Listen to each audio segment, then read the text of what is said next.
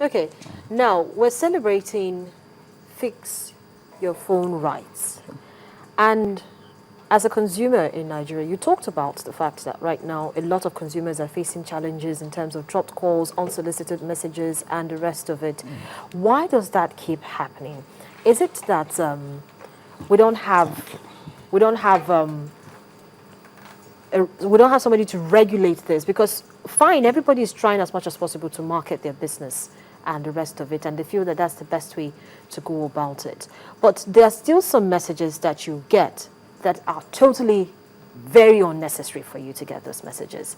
Where does the CPC come in all of this? Already you said that the compendium has been released, and you've tried as much as possible to meet at a table with most of the CEOs and MDs of some of the telecoms companies. But then it's almost like it's a tug of war you are at right now.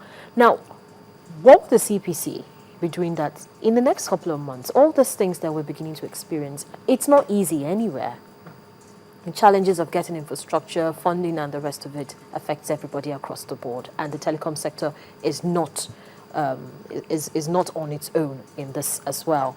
But how would the CPC be? What would the CPC be doing to ensure that, even in spite of all of this, at least they should find some form of comfort? Because some people that we spoke with, some people complaining that you buy airtime for a certain amount of money, maybe like 200 naira worth of airtime, and then you don't get to use it for up to 5 minutes and it's gone, and no explanation whatsoever, and so they're feeling cheated. So the Consumer Protection Council has a duty to protect Nigerians who feel cheated. Exactly. I think you're correct. They have a duty indeed to expect the CPC and government, for that matter, to really protect them. I would answer your question from the angle first of the providers. They believe that there are so many challenges in doing business in Nigeria. And so because of these challenges, they are not able to provide the quality of service that Nigerians ought to get. And we are saying at Consumer Protection Council, we have not heard that any of these sector providers has folded up because of these challenges. Instead, what we hear is that they are making enormous profits. Now, if you are making profits, why is it that it is the consumer that should continue to be on the losing side and being cheated by you? So we are not taking this matter lightly. Our position is that the consumer should be compensated for his. It is the reason why they're in business. It is the consumer that gives the reason why they're in business, and so they must do more than they're doing. Telling us or telling consumers about the challenges is not enough. We all knew about these challenges before we went into the business, and so there should be a way out. And that's why, like I said, my DG is calling the managing directors, and at the next meeting she's calling, our insistence is that the managing directors and the CEOs themselves must attend, because we must find a way out. Thereafter, we will go into serious investigation, and where there are complaints and we carry out serious investigations, sanctions will be applied. We are working with, of course, the sector regulator, NCC, and they agreed on this matter. You'll find out the minister herself has been on the air with our DG on the issues of how to protect the consumer. So the Consumer Protection Council is not taking it very low. We believe that we must rise to the occasion. Okay, so it's not just going to be because we're celebrating World Consumers Day and it's focused on fix our phone right. It's going to continue after now. Well, certainly it's continuing. As a matter of fact, the DG from her inception has said she will go from sector to sector. We're going through the sectors. So it's not just because the World Consumer Rights Day is being organized and luckily the team falls in line with this sector. That's not just because, that's not just the reason.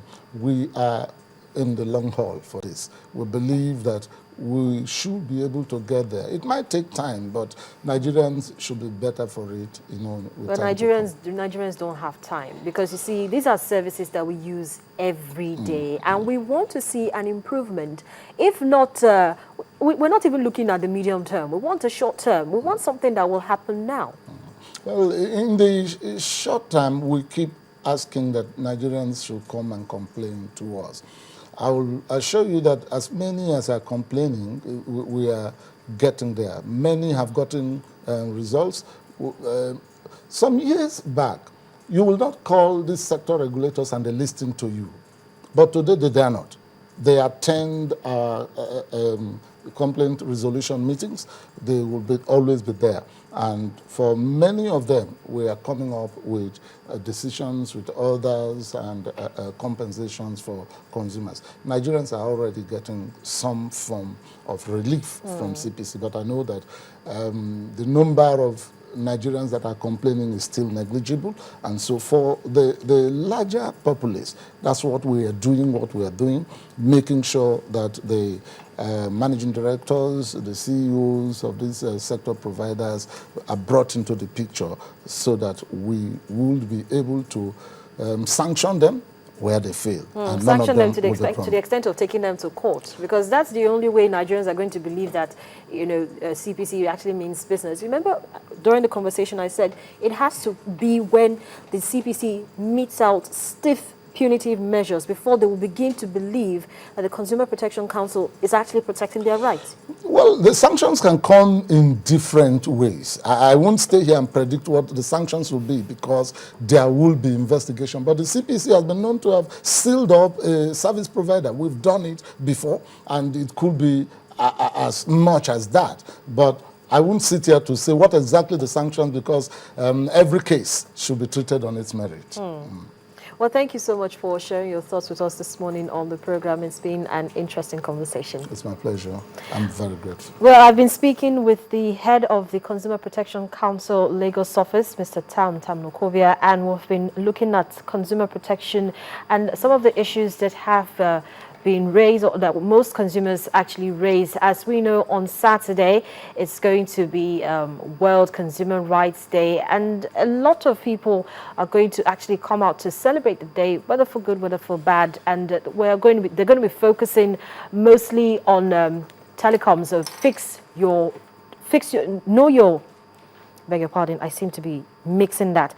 Fix our phone rights, yes, because we know that here in Nigeria we have over 130 million mobile phone users, and it's very important that you know your rights. And so the CPC has actually given out its address. You have the website is www.cpc.gov.ng, and on Twitter is at CPCNIG, and their Facebook is CPC Lagos office. You can go to any of these addresses and send in your complaints so that they know what exactly it is that is bothering you, because they can't do anything in isolation. Also, as part of the celebration, they're going to have a road show tomorrow.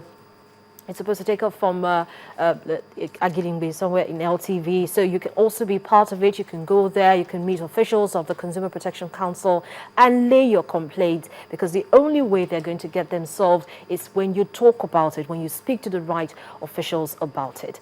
But that's the program for today. Thank you so much for being a part of it. I'm Harriet Agbinyi.